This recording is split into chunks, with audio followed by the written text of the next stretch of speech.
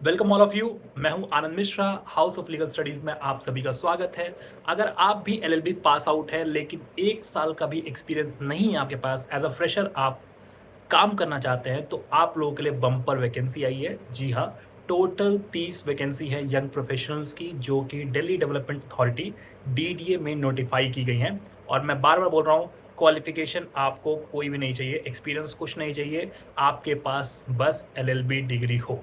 ठीक है, तो एलएलबी डिग्री के लिए सबसे अच्छी वैकेंसी है जो कि लीगल डिपार्टमेंट में डीडीए में निकली हुई है, दिल्ली डेवलपमेंट अथॉरिटी के अंदर। और ये वैकेंसी को डिटेल में डिस्कस करते हैं। क्या अदर एस्पेक्ट्स हैं पोस्ट का नाम ऑलरेडी मैं आपको डिस्क्लोज कर चुका हूँ। यंग प्रोफेशनल्स की पोस्ट है, टोटल पोस्ट नोटिफाई की है डीडीए ने 30। ठीक है, 30 वैकेंसी, अच्छी खासी वैकेंसी आप लोगों को मिलेगी।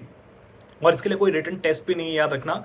आपको डायरेक्ट इंटरव्यू बेसिस आपका ये सिलेक्शन होने वाला है। ठीक है, तो इसेंशियल जो हम बात करते हैं, इसेंशियली एजुकेशनल क्वालिफिकेशंस की बात करते हैं। तो एजुकेशनल क्वालिफिकेशन में जो इसेंशियल है वो है आपका एलएलबी डिग्री। ठीक है, बस आपको एलएलबी डिग्री है, तो आपके चाहे वो बीएलएलबी किया हो आपने, या आपने बीए करके ग्रेजुएशन करके एलएलबी किया हो। ठीक है, तो दोनों ही एलिजिबल है आप लोग।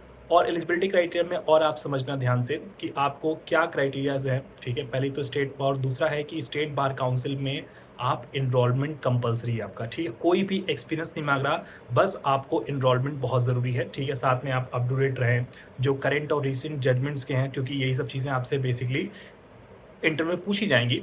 एक्सपीरियंस आपका निल है, ठीक है, तब भी आप क्वालिफाई है, याद रखिएगा। और आपको जो मंथली रेमुनरेशन मिलने वाला है वो है 15,000। ठीक है, सही सुन लिया आप लोगों ने, 50,000 रेमुनरेशन आपको मंथली बेसिस पे मिलने वाला है। जो मैक्सिमम एज लिमिट का क्राइटेरिया है वो है आपका 30 साल। ठीक है, अगर आप 30 साल से कम के हैं तो ऑब्वियस बात है आप इस पर्टिकुलर पोस्ट के लिए एलिजिबल हैं। जो यंग प्रोफेशनल्स की 30 वैकेंसीज डीडीए ने निकाली है।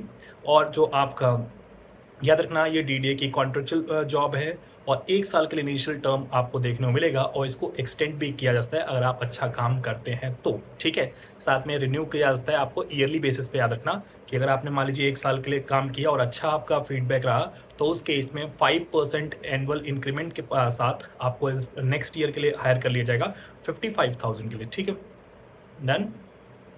ये क्राइटेरियाज हैं।